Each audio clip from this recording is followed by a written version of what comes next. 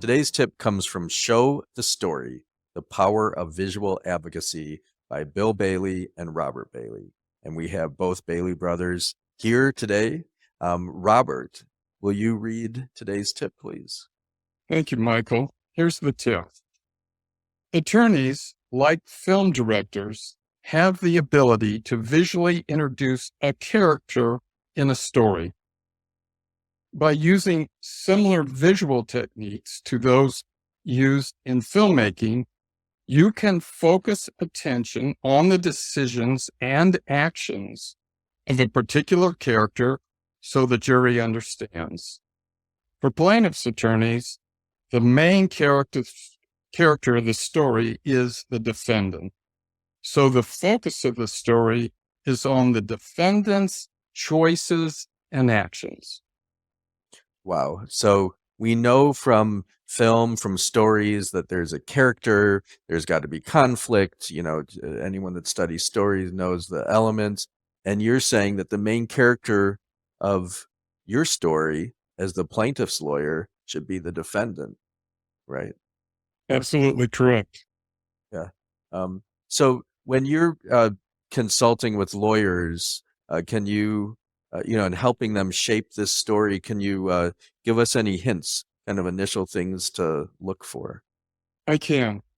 One of the things to remember is by the time you go to trial, you have been with the case easily 2 years in discovery. You know that case in and out. Remember, juries get to learn about the case as a whole in opening in 60 minutes.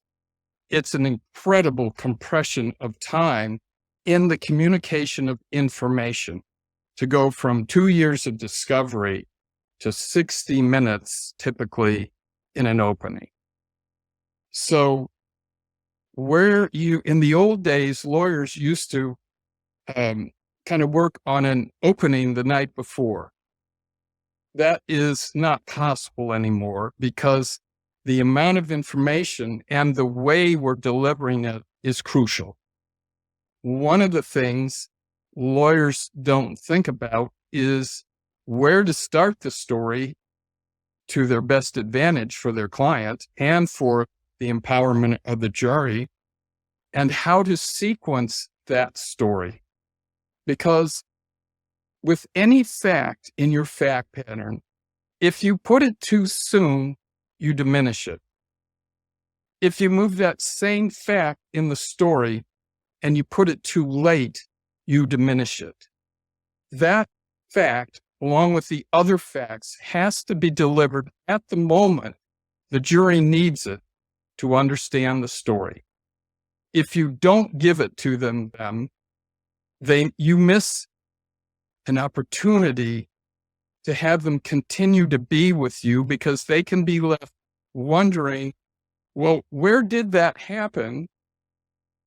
And you're already, as an attorney, down 4 more facts, but they're still hung up on the previous fact that they didn't get the answer for. So sequencing seems to be something that attorneys don't really understand, and there is sequencing to all parts of an opening. Globally, the 60 minutes has an overall sequence, but within the different parts of an opening, because an opening has a structure to it, there is sequencing within each one of those parts, and the parts have to be related to the whole. And what's really important here, Michael, is if you don't have your narrative sequenced correctly in the best possible way, whether it's liability or damages or even the rules of the road, then when you build visuals on that, the visuals will not be in the correct sequencing either. And you miss the opportunity to best represent your client if you don't know the best way to sequence. And in reviewing clients, attorneys' openings, over and over, I see sequencing is one of the most misunderstood techniques, and it is one of the most powerful techniques to win a jury right in the opening. And I've heard that over and over, who attorneys have interviewed jurors after a trial, and they said, your opening won me over. I got the case and I made a decision right then that I was for the plaintiff. Wow. So where you start your story, how you sequence it is huge and really takes a lot of work and effort and storyboarding if you do that, or however you want to do a chronology or a timeline. I know, Bill, you've talked about that before, timelines. Anything to add to this conversation? Well, I'm in my brother's amen corner on this. The single biggest problem I see with my students, who are all super smart in their briefs, and when I teach trial ad courses, they don't know how to structure the story. What comes first? Robert and I have taken screenwriting classes, and I also have taken nonfiction writing classes to make my briefs stronger. And so there are techniques that one learns with that.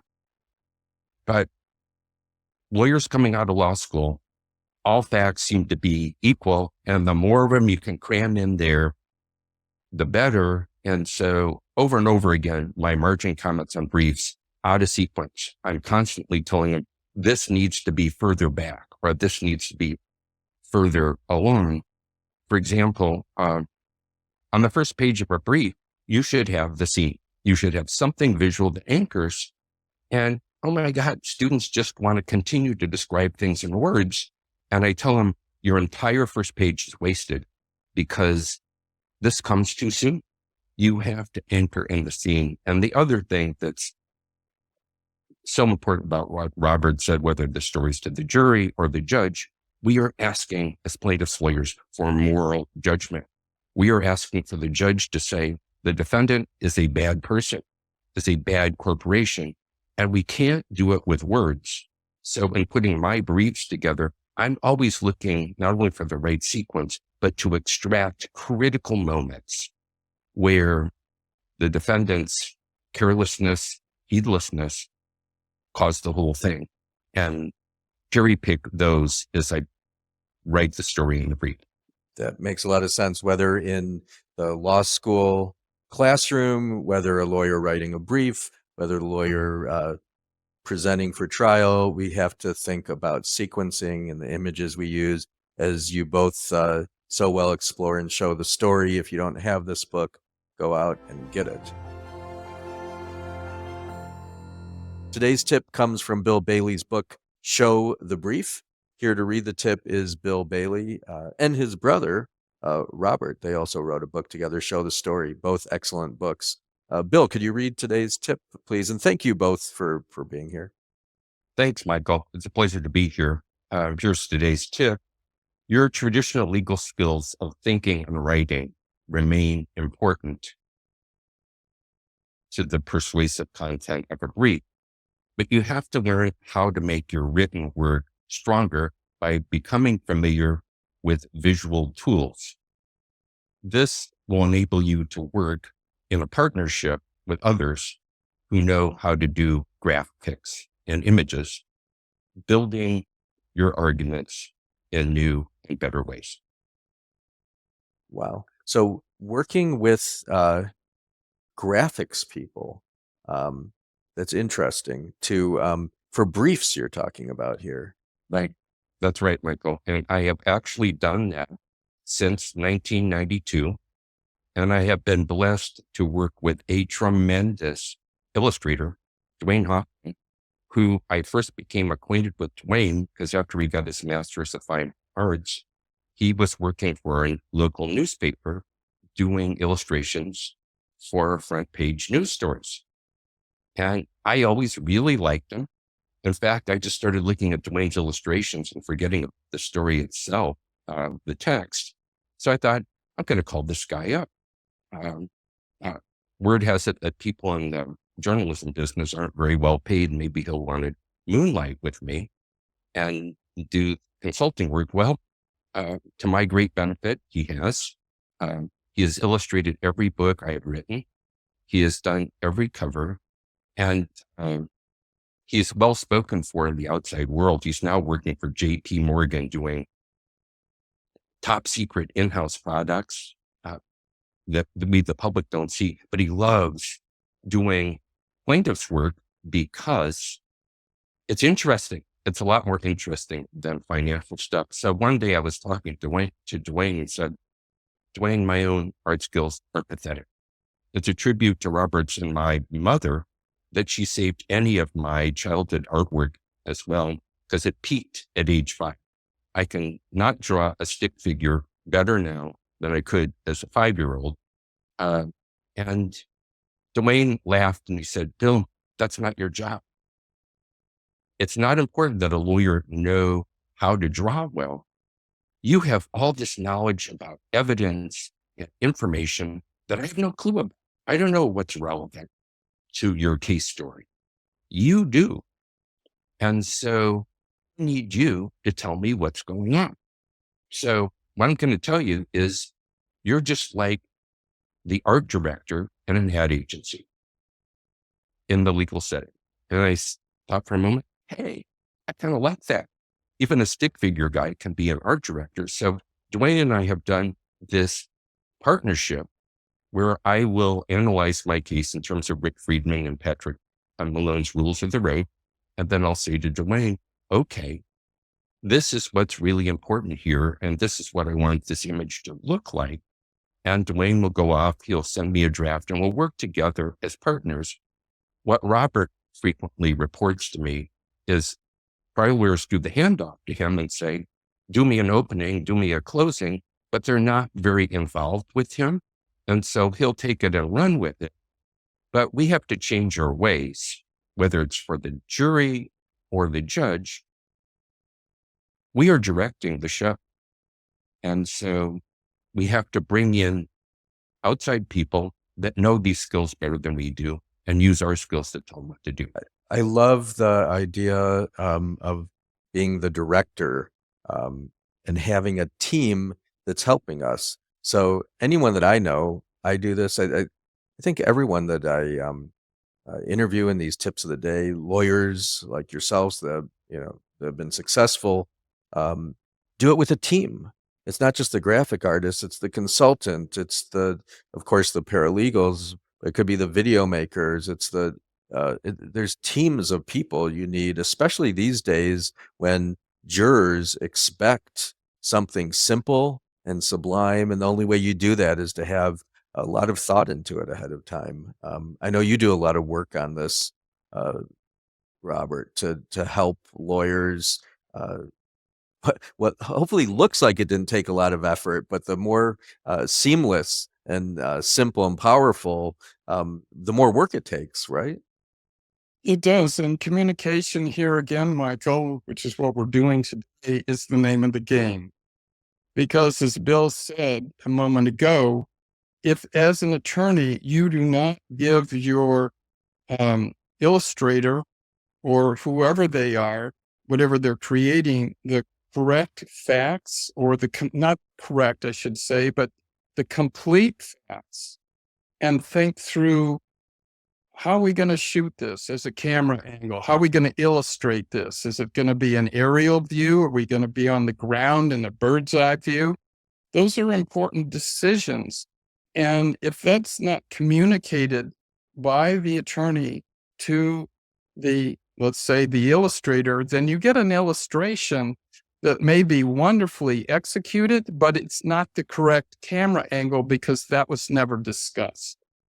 And it doesn't matter whether the medium is illustration or videography. I remember seeing once in a ATLA or AAJ workshop, I was consulting a lawyer and he brought in this 20-minute video on a roadway design crash. And I looked at it and I said, you can't use this. And I said, back it up. And he backed it up and I said, look at this. And I showed him something on the video that absolutely I knew a jury would see. No one had seen this, and it did not support the plaintiff's case. It supported the defendant's case. And I'll never forget, he took that video and he threw it in the trash can, and it was 20,000 plus he had paid for that, and he knew he couldn't use it. I love that story. I think that as lawyers, we can be so attached to our work product.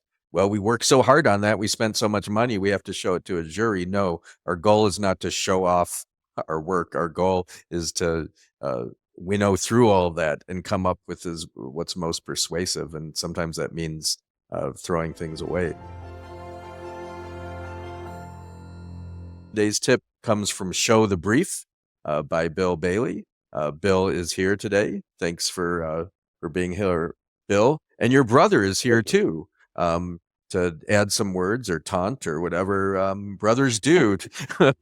Robert, thanks for being here. You both have written another book together, Show the Story. So appreciate you both taking the time. Bill, could you read our tip today, please? I sure can. Thanks, Michael. Briefs that use visual analogies and metaphors are better able to bridge the gap between the details of your argument and what the judge knows from prior experience. What is the mental model of reality you're trying to communicate to the judge? What well-understood object or concept will help explain something that's less familiar in your case? So visual analogies, I certainly understand using the images themselves. Can you give us an example of a visual analogy and how that can help? I can. And this, part of what I've done, leaving a 40-year career trying cases, going to teach young people about how to do it, is I've done a lot of research, the things I did not have time to do before.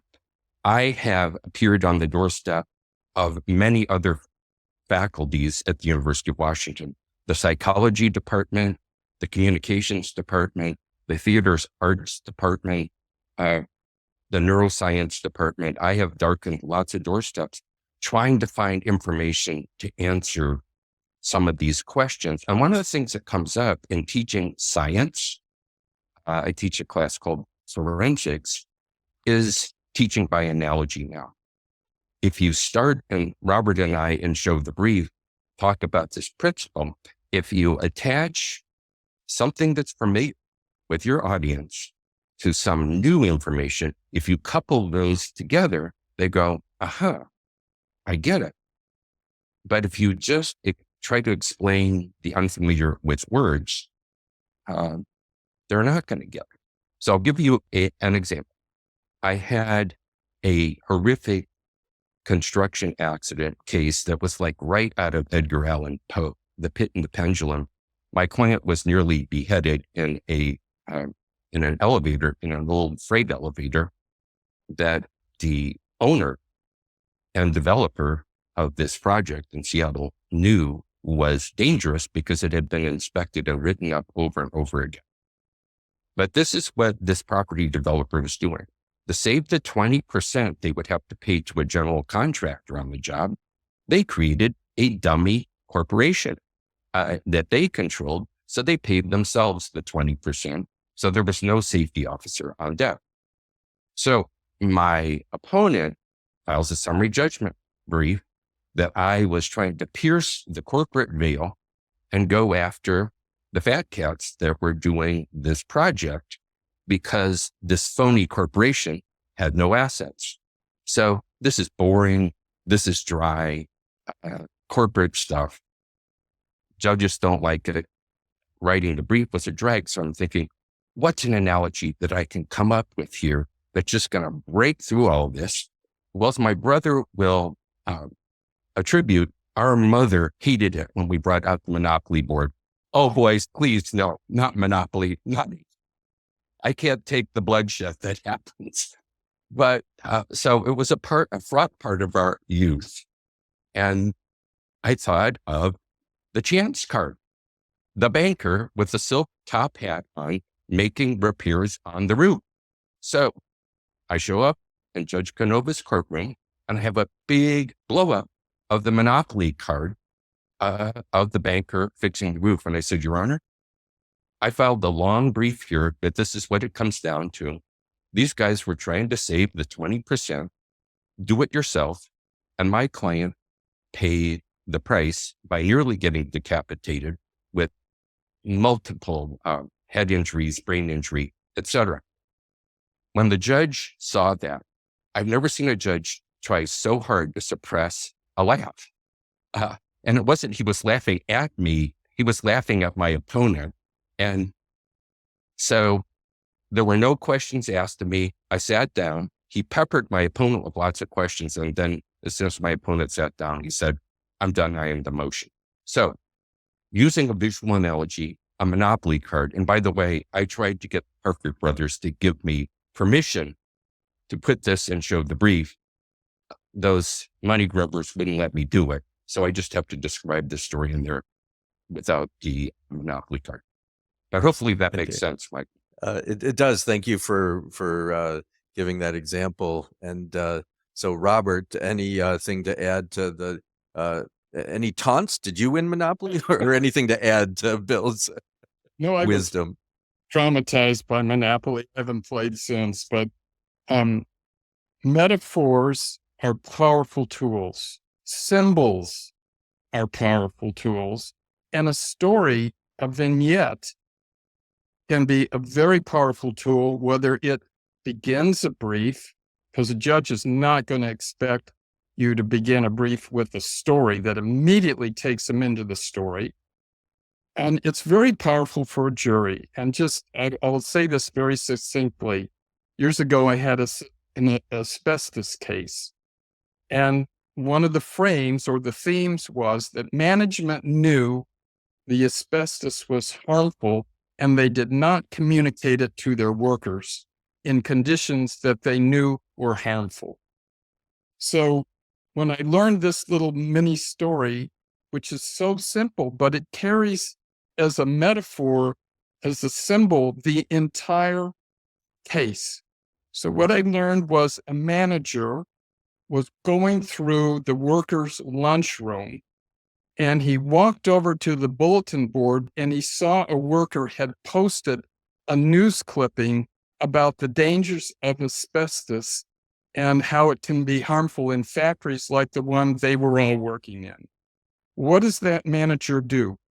He rips off the workers' bulletin board and carries it out of the room so no other workers can see it, and then calls in this worker and gives him a really hard time and chastises him for putting that kind of a clipping on a board. Wow. That act by itself was the entire metaphor for the case, the hiding of information so others did not know and could not make the choice to take care of their own health based on what they knew. I love that, because no matter how big the choice, evil the choice, it's hard sometimes for people to get their minds around that. And by giving a specific action, tearing it off the bulletin board, it really stands for something much bigger. So that's a wonderful example. Today's tip comes from Bill Bailey's book, Show the Brief. We actually have Bill and Robert Bailey here today. They've each written books together, and Bill separately for trial guides, both very worthwhile. If you don't have them, go and get them. Bill, what's today's tip, please? It's about timelines, Michael. Clean, simple, well-designed timelines are the single best tool for helping a judge track your case story in a brief. They are so important that you should never file a brief without one.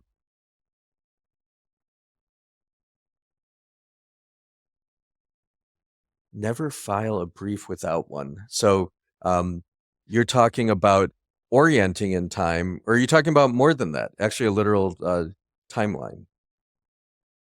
An actual timeline.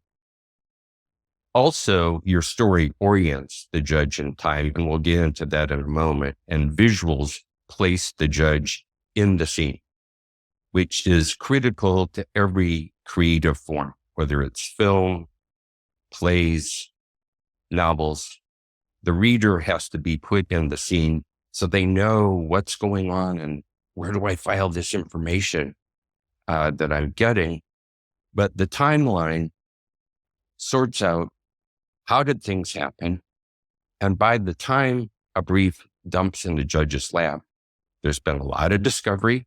There are a lot of details, and we're really familiar with our case. We've been living with it probably for 1.5 to 2 years. For the judge, we are just one case of many.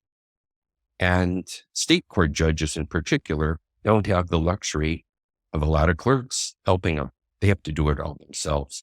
So the timeline tells the judge what's the order in which all this stuff happened.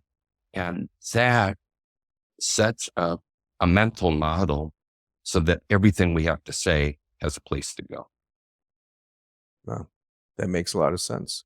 A quick addition that I would like to give regarding timelines, whether it's a brief, an opening statement, or presentation with an expert during the trial itself.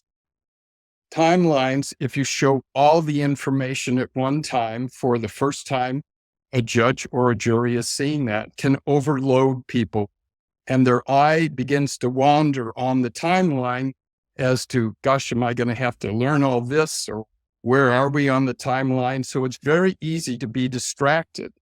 So a better way and a more powerful way to use a timeline, whether presenting to the judge through a brief or through an opening statement, is to build it, to actually just show in the part of the story you're telling to the judge or the jury, the point on the timeline that's relevant.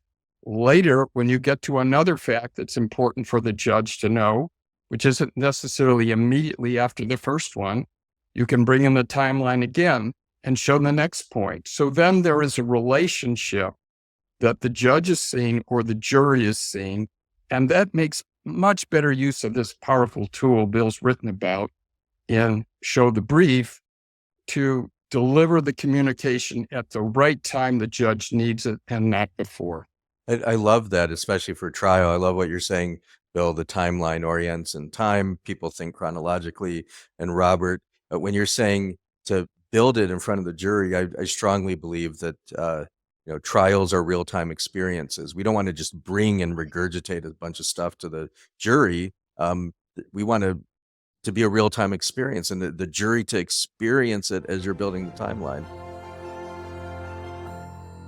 Today's tip comes from Show the Brief by Bill Bailey.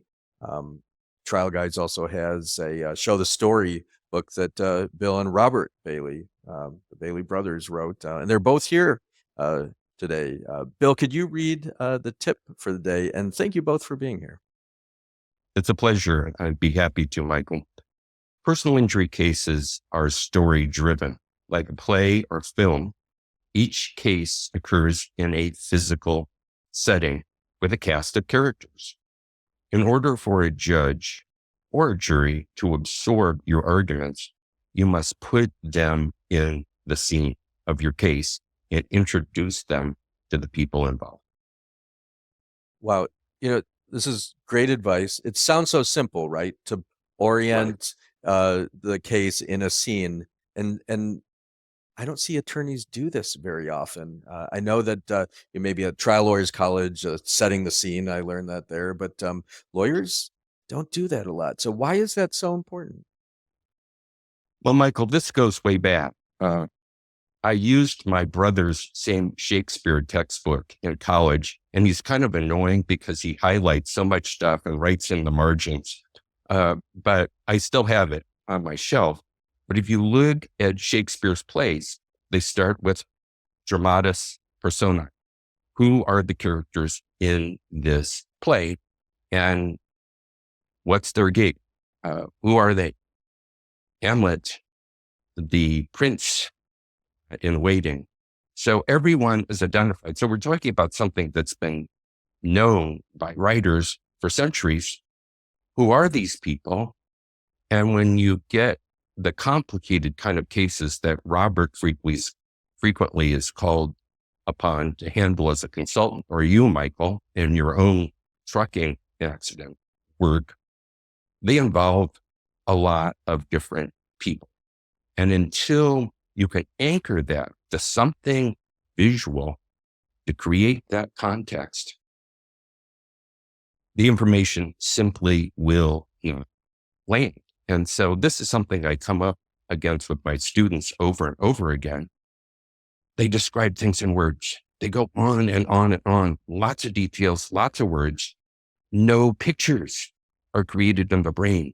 There is no mental file to put any of this stuff.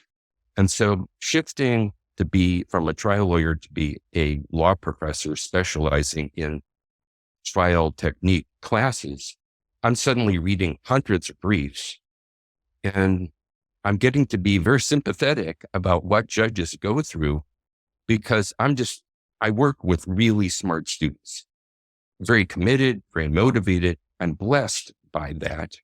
But even these smart, committed people do not write for their audience.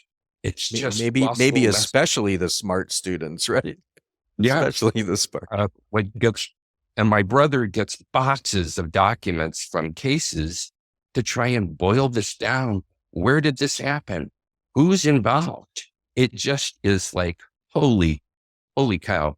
So focusing on briefs, and so much of the action now has shifted to briefs. Judges don't like trials. They're doing everything they can to make trials harder to get to, cases more likely to be shunted off, which is a big, big change from when I started.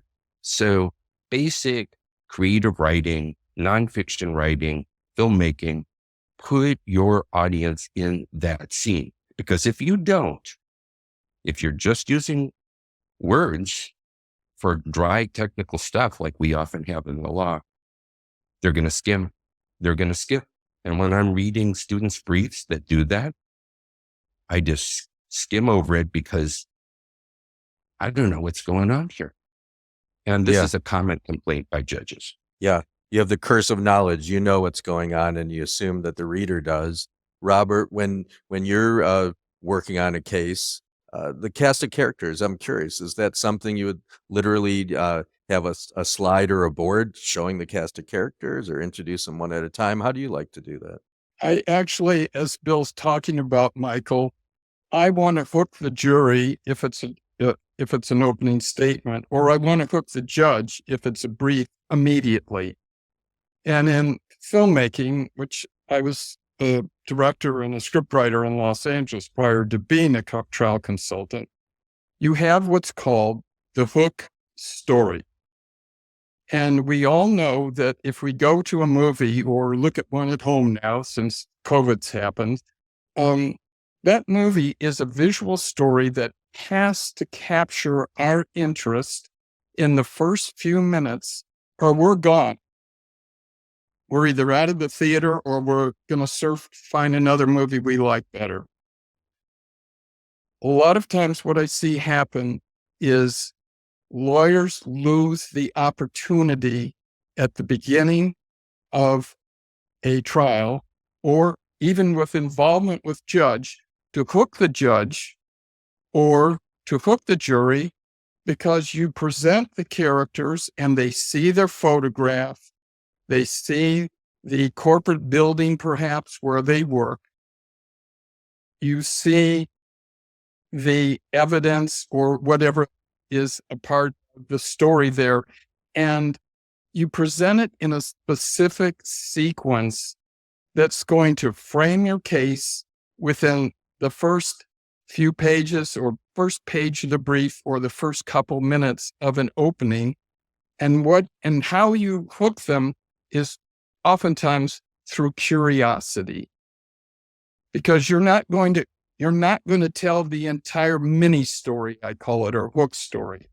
You're going to only tell part of it, and you're going to shift the focus of the story right after that deliberately and intentionally to make your judge or your jury appropriately wait to find out what happens later in the brief or later in the opening. This curiosity is such a basic element for all of us as human beings, that if you know how to elicit this in your audience, whether judge or jury, you capture their attention, and then how you sequence the story from there has everything to do with the coherence of the advocacy you are presenting through the visuals and through the story itself. And those two need to work together. And when they do, it amplifies the power of your presentation, whether it's a brief or a live opening statement in a PowerPoint. I love it. Certainly Hollywood knows how to do that. And we can learn to do that as lawyers, or have someone like you help us have the hook, create the anticipation. Even when we know the ending, think of the story Titanic, or it's a wrongful death case, someone's killed. There's still ways that we can captivate and get that curiosity and have people wondering and listening for maybe a specific detail or whatnot. Today's tip comes from Show the Brief by Bill Bailey. Bill is here to read it today, along with his brother Robert, who co-wrote Show the Story with him. Bill, Robert, thank you for being here. Bill, will you read today's tip, please? I sure will, Michael, and good morning. Thank you. Briefs are our best shot to tell the judge why we should win and why our opponent should lose. The court's ruling is driven by our case story and how it plays within the judge's life experience, values, and understanding of the law. Wow. So story in a brief is as important as story at trial. We as trial lawyers, I love trial. I think of story for trial, and we should be thinking that in our briefs too. That's what your book's about, right? That's right, Michael. And one of the things I've studied since leaving 40 years in the trenches trying cases to being a full-time teacher, but in law school, which is kind of like being a stranger in a strange land. The students are wonderful. So that's the big carrot on the stick for me. And they're really excited about going out and trying cases. But there is no sense ever presented in law school about who the judge is. It's just this mysterious, mythical, powerful person in a black robe. And it's so important as a writer, as a speaker, to know who your audience is and how to get that case story going. There's only one study on judicial behavior, how they actually make decisions. This shouldn't come as a surprise to any of us. Judges are very gut instinct oriented. Daniel Kahneman's work, Thinking Fast and Slow, is a brilliant book that every trial lawyer should read. Talks about system one, decisions from the gut, fast and overpowering. System two, logical and thoughtful, and their role is more to rationalize our gut instincts. So as I've had this opportunity to study judges as human beings, the curtain has been raised, and what we've got is an ordinary human being, just like the rest of us, who responds to stories just like the rest of us. But most of the time, we miss the target. In our written work, and sadly in our oral work before juries, why does this really matter now? When I first started trying cases a long time ago, it was no big deal to go to trial. There was no headwind against trying cases. Now, judges, state and federal, consider trials wasteful. They've come up with all these rules, mandatory arbitration and mediation. And so we're seeing more and more decisions on paper. The number of summary judgment motions filed is way up by the defense. The number of Daubert motions to try and keep experts out, way up. And once judges make decisions, we pull them back because appellate courts don't want to get into the business of second guessing. So we can be put out of business by emotions. Critical evidence can be kept up. So we have got to get that story before the judge, get them emotionally involved. And that's why images are what does that, not words. If we use manipulative words that call the defendant names or whatever, judges don't like that. But as psychologists have shown, images, we believe. Judges will find fault with our arguments, but images go to a different part of the brain. And there's this mountain of research that I only talk about the very skim the surface in the book, is that you show a judge a photo that advances your story in the actual brief. And I've done this for 30 years, by the way. I first started filing illustrated briefs in 1992. So that's our best chance to get the judge hooked. So when this big ruling is coming up, our story is real and important. So this is what motivated me to write the book, is the shift away from the courtroom. Judges have more power, and we're still writing the way lawyers did in the 19th century. Yeah, which this is the visual society. I try to put images in my briefs, and I've started, and I probably got it from you or hearing Robert years ago. I'll put photos in my complaints. Why not? And I'm Exactly. curious, Robert. You consult with lawyers. Usually, lawyers wait until before trial to consult. I'm curious, do you get people that consult with you early enough that you can help with the story in the briefs? And if not, should they be doing so?